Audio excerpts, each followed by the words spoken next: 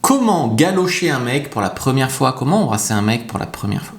Je pense que le truc le plus important, c'est le consentement, parce que j'en ai marre de toutes ces femmes qui se jettent sur moi en boîte de nuit pour m'embrasser là, que je suis pas toujours d'accord, qu'elles profitent que j'ai bu. Non, je rigole. Mais il faut quand même s'assurer qu'il est réceptif. Regard, sourire, proximité progressive, toucher léger, on fait monter un peu le truc et on reste à se regarder dans le blanc des yeux et ok, on s'embrasse. Hygiène, haleine fraîche, lèvres hydratées, évite de manger de l'ail, de l'oignon et tout ce qui fait sentir du bec. Le contexte, donc tu choisis un moment peut-être où vous êtes que tous les deux, calme, détendu, intime, un coin discret et pas dans la pleine foule, pas avec le regard des autres, etc. Et là tu fais une approche un peu lente, vous vous rapprochez doucement, tu fonces pas, tu laisses l'espace se réduire naturellement et là vous pouvez vous embrasser.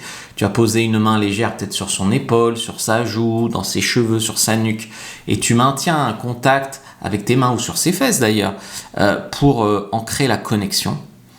Puis regard et pause, donc tu vas soutenir son regard, tu vois, tu peux sourire légèrement, j'allais dire bêtement, mais vous embrasser, c'est le signal non verbal le plus fort, si vous êtes l'un devant l'autre, à vous toucher un peu et vous regardez, bon, baiser doux, tu fermes un peu les yeux, pourquoi pas, parce que c'est bizarre un peu de s'embrasser les yeux ouverts, et tu touches ses lèvres avec les siennes, un baiser un peu ferme, tu vois, léger, donc un smack, quoi, et après, tu écoutes un peu le rythme, s'il répond, tu le laisses un peu mener, souvent c'est l'homme qui va te montrer un peu, t'embrasser plus intensément, faire des moments de respiration, calibre un peu ton intensité sur la sienne, varie la pression, passe d'un baiser léger à un baiser plus profond, reviens, rythme court, pause, etc.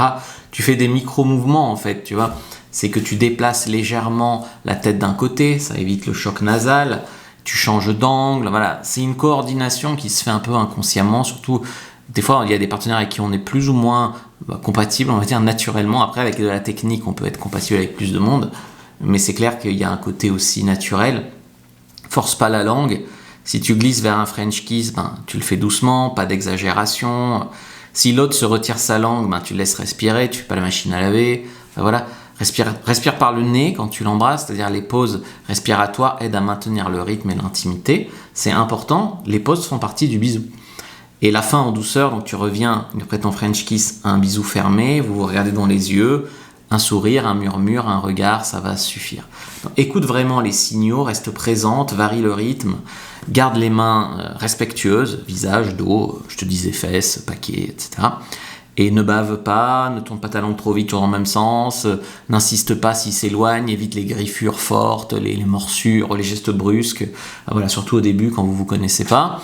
Le micro-silence après le baiser, ne commence pas à commenter ou à dire une bêtise, garde quelques secondes de silence complice, ça amplifie l'intensité. Un geste d'ancrage après le baiser, pose ta main sur sa clavicule, retiens le contact 2 secondes, ce micro-ancrage va laisser une trace émotionnelle plus forte. Alors si c'était pas ouf, votre bisou, pas de panique. Souris, change d'approche, propose, on recommence. Plus souvent, la chimie peut se construire et la technique peut s'apprendre. Donc là, je vais te mettre quelques bisous que tu peux observer pour apprendre un peu à faire ça. Like, commente, partage et regarde une autre vidéo avant de partir.